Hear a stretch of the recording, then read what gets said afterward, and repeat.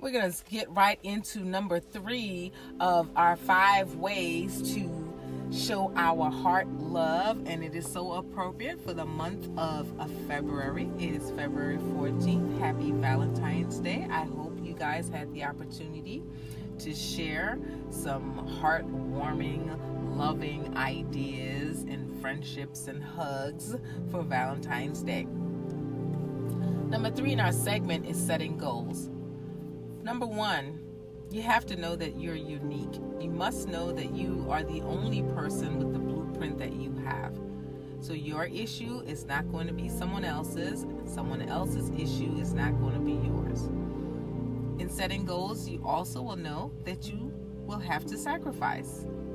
And a sacrifice does not mean that it has to be something that is painful. It simply means that it's going to be a concentrated effort in one area that you've probably not normally done. And so that's what your sacrifice is. In setting your goals, you got to decide when you're going to start. So we can talk about that. In setting goals, you got to decide what we're going to eat. We got to decide what exercises we will do. We got to decide how we're going to get our stress relief and where we're going to get our rest from and how we're going to get our rest. So let's just talk about those things. When we talk about our food and what we're going to eat, you must consider individuals who have a pre-existing diagnosis such as high cholesterol, high blood sugar, or hypertension. You got to decide what medications that you're taking so that the items that you want to eat will not have any interaction with the medications or will not impede against your diagnosis. So a lot of times you might have a physician recommend you to a nutritionist for diabetes or for your cholesterol. They'll probably be specific on the calories that you should be taking in, and then they'll probably talk to you about exercise.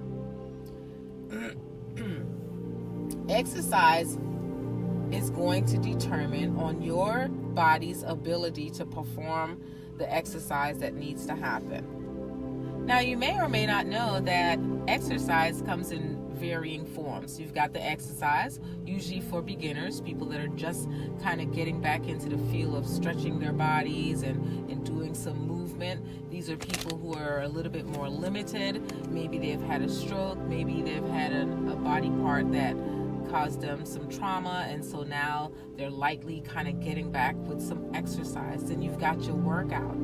The people that work out are more of an intermediate level. These people tend to have groups of exercises that they put together, that they push through. And then you've got your training. Trainings are usually something that is specific for a competition or for a event, something that you're literally going to train and push your body past the regular limits in order to achieve a specific thing. So when it comes to exercise, you're going to come to an individual like myself or a physical therapist or an occupational therapist, and you're going to decide what your body's ability is. You will not compete with someone else's because you don't know their strengths, and yours has got to be something that's different. Also, you're not going to let someone push you into doing things that your body is not able to do. You have to determine that this is a level that you can work on and then something that you can grow with. When we do some basic exercises, you've got to make it fun. Don't make it a chore. You think about what the exercise is, and most exercises can simply be modified for every level of physical ability. If you want to run, you can walk, you can swim, you can cycle. The suggestion is going to be 3 sets of 6. You're going to pay attention to your form, which is most important. So let's say you had 3 exercises to do. If you can only do one, and one with the great form, that's going to be a whole lot better than trying to do 5, bad form. Then you're going to hurt yourself, and it's going to take a whole lot longer to recover. So you're going to work on the form.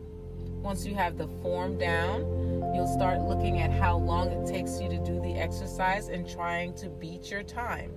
This is just going to be a personal record for yourself. You're not competing with anyone else. You're listening to your body, and you're making sure that you are answering it according to the work you're giving it. And then you're going to be working on the speed. So first it's the form, making sure you have the right form so that you're not hurting your body.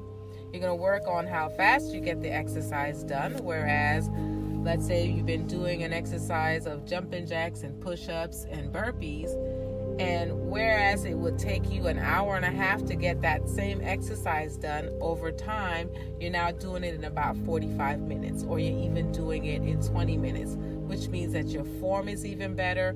You're able to minimize the time, and then now you do it a little bit faster. You're working on your speed, so now you can start working on conditioning. Now you want to make sure you're able to breathe properly. Not only is your form good, you're doing it in a timely manner, and your speed, so that you're becoming more conditioned. And consistent work at this is going to be what's going to give you the progress. Never downplay small progresses. Small ones together make one big movement. So never downplay it. Always celebrate all of your progress. Pay attention to it. Pay attention to your body. Sharing with other people what you're doing and how you're moving forward is going to help. And there's your exercise. We're going to go right into stress relief. Now, you have been working out. You have already set your goals. You've decided, I've got to eat a certain amount of food, a certain specific kind of food, whether you've got allergies. You've been doing your exercises. You're really good at that. And now your body is tight. Your muscles are tight. You're stiff as all get out. Your arms are sore. How do you relieve the stress? And the stress relief is also very important, because this is how you're going to recover. You can't grow if you're not relieving your stress. You've got varying ways to relieve stress. Some people like meditation, where they can do a group meditation, or they can sit alone by themselves, where they just kind of get into a position and their body's completely relaxed, free their mind, open it to the universe so that they're able to just find peace in it. They may listen to music, light some candles. Some people will get a body massage, deep tissue massage, or soaking a tub. There's yoga, stretches. There are different ways that people get their stress relief, but just pay attention to your body and know that when it asks for it, go and get it. Because I tell you one thing, if you haven't let your body relieve the stress as it should, or you don't get the rest, which is going to be the next subject coming up, your body is going to shut down, and it will do it on its own when it is ready, and probably not at a time when you want it to. You could be driving, you're probably teaching a class, you're doing something, and you just plumb pass out because your body said, I've had enough. I tried to tell you, I tried to give you notice, maybe even by some nagging headaches, maybe by some swollen feet, swollen ankles, different little subtle things that were irritating to you that you simply ignored and didn't give your body. So please, you set your goals, but now pay attention. You don't just run wildly into this. Know that your body has got to relax into it. It has to understand that this is a new territory for it, and it has to grow. Rest is something that we take for granted, and I know that for a fact because I do so myself. You got 24 hours in a day. You've got to give your body at least 7 to 8 hours of sleep. Now, some people say, no, I only need 3 or 4, and that might be really good for them. And they've worked well for them so far. But as you continue to age and as you continue to move on in life, you will see that, in fact, you're putting out a whole lot more energy, and you're not giving your body the opportunity to recoup and recover. You're not giving your cells enough opportunity to recoup and recover. And although your body is designed to be self-resilient, it will be as resilient as it can be until it can't anymore. So if you continue to wear it out and use that very last little bit of energy, one day it will wear out on you. You've got opportunities to use some sleep agents also that can help your body get the rest. And usually after a really good workout or exercise, for me personally, it knocks me out completely. I will sleep and be well rested. Now that's going to put us into segment number 4, which is going to be the supplementing your body smartly. Everybody's got to have a supplement in your system at some point or the other. Your body is never going to be able to make all the vitamins and minerals that it needs to help the bones, to help the muscles, to help boost your immune system, or even keep your hormones balanced. It will never be able to do that on its own, particularly in the environment that we're living in now, with so much toxicity, in the foods, in the environment, the air that we're breathing, and some of the things that we use even on our bodies topically. We will never be able to remove all of the toxins in our body, and it begins to work against us. Some people you notice like, oh, she's always got a cold, or she's always sick, or he's always in the hospital because of this or that. That means their immune system is worn down. It is continuing to be worn down, and we're now finding ourselves in trouble. Find some really good supplements. I personally have been using supplements for 5 years, and I found that it has been a great addition to my body. Supplementation simply means a way of enhancing something else when it's added. So if you've been doing something like eating well and taking care of yourself, there's some times that you might need to add a little bit more to it just to kind of give it that extra oomph, that extra boost to take you to the next level. I know that I found that using the supplements, and if I'm consistent with using them, I can see results. I can actually feel better. I look better. And I know that my cells are being rejuvenated by using them, and they're actually being rejuvenated a lot sooner, quicker, and faster. I'm developing more healthier cells so that I am looking and feeling better. Supplementation is going to be the way to go, especially after you get over the age of 40 and your body decides that it just isn't going to make any more.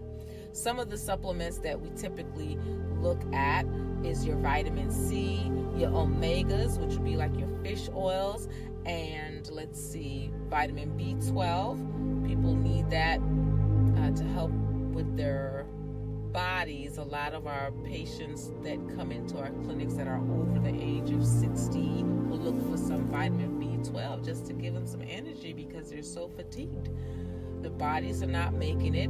The food that they're eating is nutrient deficient, and so they're not getting the nutrients and the vitamins that they need. A lot of them don't even feel hungry, and so because they're not even taking in a great intake of food to give your body nourishment, they're definitely lacking. One of the nutrients that the body is lacking for most of us is going to be a vitamin C. You'd be surprised. You can just get your vitamin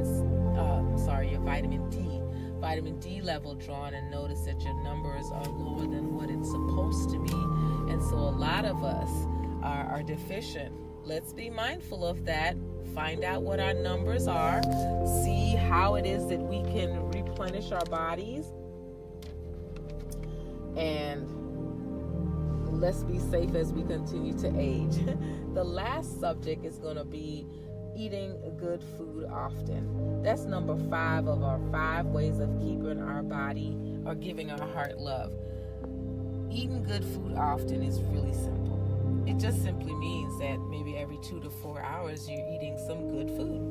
Good food means what? Something that's balanced. We're talking about carbs, we're talking about protein, veggies, we're talking about good fat, plenty of water, a combination of this or variations of this every 2 to 4 hours is going to be necessary to keep your metabolism burning and going.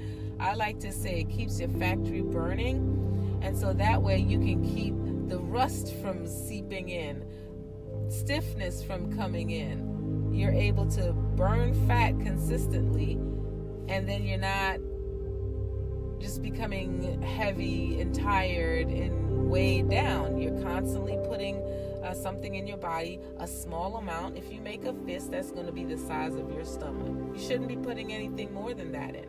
So small doses of it, being able to burn the fat and still keeping your body fully nourished is going to be the way to go.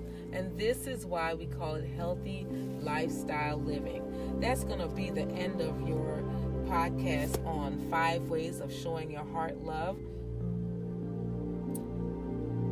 And we're going to go into our inspired lifestyle pointers.